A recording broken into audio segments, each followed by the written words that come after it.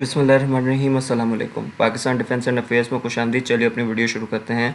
तो दोस्तों, आज के इस वीडियो में हम चाइना के newly unveiled very long range BVR missile PL-17 के बारे में डिस्कस करेंगे और इसकी पाकिस्तान एयरफोर्स के फाइटर्स जिनमें JF-17 ब्लॉक 3 आ जाता है, J-10C आ जाता है और फ्यूचर में J-35 के साथ कंपेटिबिलिटी के बारे में डिस्कस करेंगे। तो जैसा कि आप जानते हैं कि चाइना के किसी डिफेंस एग्जीबिशन में रिसेंटली एक PL-17 very long range BVR missile के मॉकअप को अनवील किया गया और यहाँ आप इसके साइज़ से अंदाज़ा लगा सकते हैं इसकी रेंज का, क्योंकि इसकी जो लेंथ है वो तकरीबन 6 मीटर्स है। अगर आप इसे इसके प्रेडिसेसर यानी PL-15 से कंपेयर करें जो कि एक 4 मीटर्स का मिज़ाइल था, तो यहाँ जो एडिशनल लेंथ में जो 2 मीटर्स हैं उसमें एडिशनल फ्यूल को हाउस किया गया है जो कि इसको एक्सटेंडेड रेंज फराहम करता है। तो अब मज़ीद इसके बारे में बात कर लें तो इसको आज से चंद साल पहले चाइना की J-16 फाइटर के साथ देखा गया था और उस टाइम इसके बारे में ज़्यादा इन्फॉर्मेशन नहीं थी, तो बहुत सारे लोगों ने इसको PL-15 के साथ कंफ्यूज कर लिया था कि ये PL-15 मिज़ाइल है। लेकिन यहाँ आप दोनों मिज़ाइल्स के बीच में एक कंपेरिजन देख सकते हैं कि PL-15 के मिड बॉडी फेंस हैं जबकि PL-17 के कोई मिड बॉडी फेंस नहीं है। और ये इंटेंशनली रखा गया है कि PL-17 के कोई मिड बॉडी फेंस नहीं है ताकि इसको लो ट्रैक का सामना करना पड़े और ये अपनी हाई स्पीड मेंटेन रख सके थ्रू आउट इट्स फ्लाइट अपने टारगेट को हिट करने तक। लेकिन जहां इसके एडवांटेजेस हैं लॉन्ग रेंज के, वहीं इसकी एक वीकनेस भी है कि ये एक लेस एजाइल मिसाइल है, क्योंकि जैसा कि मैंने पॉइंट आउट किया कि इसमें मिड बॉडी फेंस नहीं है और इसमें खाली टेल फेंस हैं, तो इसको उसी की मदद से मैन्यूवर करना होगा जो कि इसको एक स्लाइट डिसएडवांटेज देते हैं। लेकिन इसमें ज़्यादा फ़र्क नहीं पड़ता क्योंकि इसको डिज़ाइन ही इस तरह से किया गया है कि इसको फोर्स मल्टीप्लायर्स के खिलाफ इस्तेमाल किया जाए, जिसमें आपके एरियल रिफ्यूलर्स और एवैक्स एयरक्राफ्ट आ जाते हैं जो कि आपके अर्ली वार्निंग एयरक्राफ्ट होते हैं और आपकी जो फाइटर फ्लीट होती है उनको लॉन्ग रेंज गाइडेंस फराहम करते हैं। और अगर देखा जाए तो इंडिया का जो नेत्रा वैक्स है उसकी रेंज भी 300 से 400 किलोमीटर तक ही है।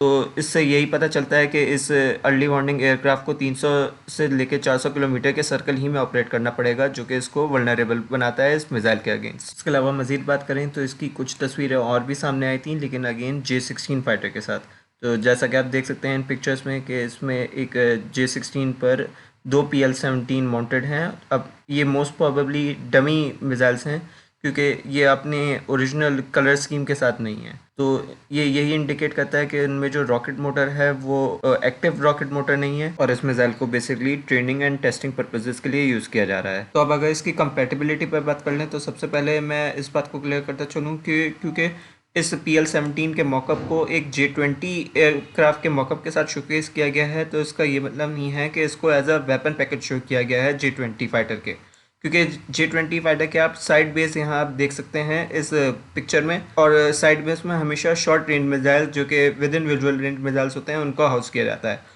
और BVRs को वैसे भी J-20 जैसे फाइटर्स अपने मेन बे में हाउस करते हैं, लेकिन फिर भी J-20 से अपने एक्सटर्नल हार्ड पॉइंट्स पर हाउस कर सकता है, लेकिन उससे इसका RCS मुतासर होगा। तो अब बात कर लेते हैं J-35 की। तो J-35 का वेपन बे भी, जैसा कि मैंने यहाँ एक इमेज आपके सामने रखी है, उसका वेपन बे जो है मेन वो भी J-20 के मेन वेपन बे के बराबर ही है। तो इससे हमें यही पता चलता है कि J-35 भी PL-17 को अपने मेन वेपन बे में हाउस नहीं कर सकता जैसा कि J-20 नहीं कर सकता। तो J-35 भी J-20 की तरह इसे अपने एक्सटर्नल हार्ड पॉइंट्स पर ज़रूर हाउस करने के लिए कैपेबल है, लेकिन अपने मेन बे पे हाउस नहीं कर सकता। इसके अलावा अगर हम बात कर लें JF-17 थंडर ब्लॉक 3 और J-10C की, तो इन दोनों में पोटेंशियली हाउस किया जा सकता है, क्योंकि एक तो ये सैलरी एयरक्राफ्ट वैसे ही नहीं है और इनके हार्ड पॉइंट्स पर PL-17 को माउंट किया जा सकता है। क्योंकि अगर हम JF-17 थंडर ब्लॉक 3 और J-10C दोनों की बात करें तो दोनों CM-400 AKG जैसा एक मैसिव मिसाइल कैरी करने के लिए कैपेबल है, जो कि एक एयर टू सरफेस वेपन है। और अगर हम बात करें तो CM-400 AKG 5.1 मीटर है लेंथ में, जबकि जो PL-17 है वो 6 मीटर का मिसाइल है। तो इससे हमें ये पता चलता है कि अगर हम थोड़ी सी मॉडिफिकेशंस कर सकें JF-17 थंडर ब्लॉक 3 और J-10C के वेपन पाइलॉन्स पर, तो ये यकीनन इसको कैरी करने के लिए कैपेबल होंगे। और वेट भी कोई इशू नहीं, क्योंकि जैसा कि आप देख सकते हैं कि JF-17 जो है वो 2 CM-400 AKG मिसाइल्स को कैरी कर सकता है और एक CM-400 AKG तकरीबन 1500 किलोग्राम्स का मिसाइल है। और रेफरेंस के लिए अगर बात करें तो रशिया का जो R-37M है, जो कि एक PL-17 की कैटेगरी का very long range BVR missile है, उसका जो मैक्सिमम वेट है वो है 510 kg।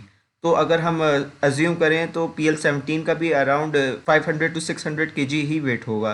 तो जब JF-17 CM-400 AKG जैसा 1500 किलोग्राम्स का मिसाइल 2 की क्वांटिटी में कैरी कर सकता है, तो इसको भी यकीनन कैरी करने के लिए कैपेबल है। और अब बात करते हैं उस एयरक्राफ्ट की जो वाकई में इसको कैरी करने के लिए कैपेबल है, तो वो है चाइना का under development J-36 fighter aircraft.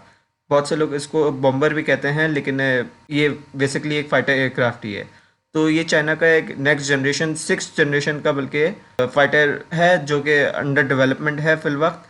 और जब ये डेवलप हो जाएगा तो जैसा कि आप यहाँ इसके रेंडर्स देख सकते हैं और इसके प्रोटोटाइप्स भी फ्लाई कर चुके हैं, तो ये इस मिसाइल को कैरी करने के लिए कैपेबल होगा अपने इंटरनल वेपन बेस में। और अब अगर हम सिमिलर कैटेगरी में दीगर कंट्रीज़ के वेरी लॉन्ग रेंज PBRs पर नज़र डालें, तो जैसा कि मैंने अर्लियर मेंशन किया था, रशिया के पास उनका R-37M है, जो कि बेसिकली PL-17 कैटेगरी का very long range BVR missile है। और फिर उसके बाद US के पास अपना एक AIM-174 करके very long range BVR missile है, जो कि बेसिकली इनके SM सीरीज़ के जो surface to air missile systems हैं उनको रिकन्वर्ट करके एयर टू एयर रोल में कन्वर्ट किया गया है। तो यही थी आज की मेरी वीडियो PL-17 मिसाइल के बारे में और इस कंपैटिबिलिटी के बारे में पाकिस्तानी एयरफोर्स के फाइटर्स के साथ। तो होपफुली आपको ये वीडियो पसंद आई होगी। अगर आपको ये वीडियो पसंद आई तो वीडियो को लाइक कर दीजिए, चैनल को सब्सक्राइब कर दीजिए और बेल आइकन पर क्लिक करना ना भूलिए। और एक काम और कीजिए कि मुझे मेरे एक्स के अकाउंट पर फॉलो कर लीजिए, एक्स ट्विटर के अकाउंट पर, तो क्योंकि मैं वहाँ पर रेगुलर डिफेंस अपडेट्स पोस्ट करता हूँ। अल्लाह हाफ़िज़।